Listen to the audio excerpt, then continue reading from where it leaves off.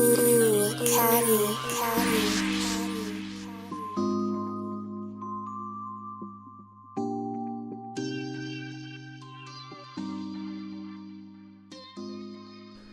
Hey, what's good? It's Cadillaktrackz. This is quick tip number 92.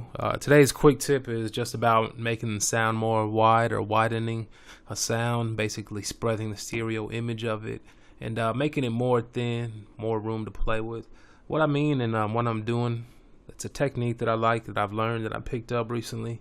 And if I have a sound like a choir sound or a string sound or maybe a pad sound, something that's lush and thick, and something that's real airy with like a texture, baby, or like an ambience or something. You know what I'm saying.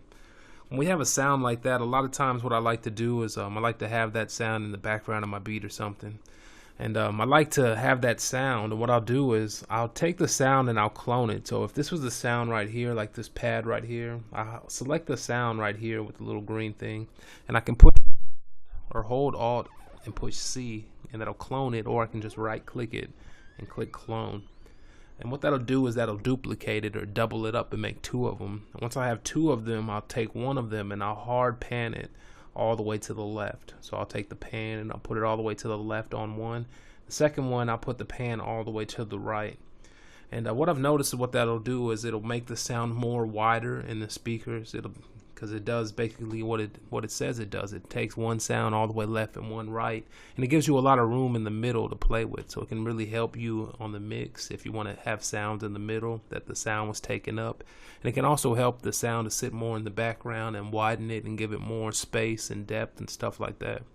But I really like the way it sounds, and when I found out about the technique, I really like the way it did it and the way it works, and that's why I wanted to share it with y'all.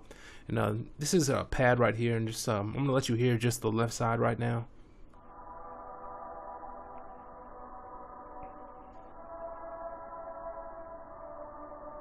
And then just the right side.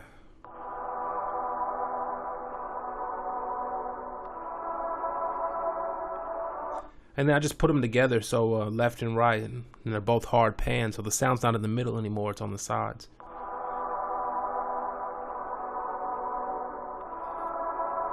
So it's basically just stereo widening, one-on-one, taking the sound, doubling it up and panning it hard left and right. Instead of the sound being right in the middle, we switch the image from stereo and mono.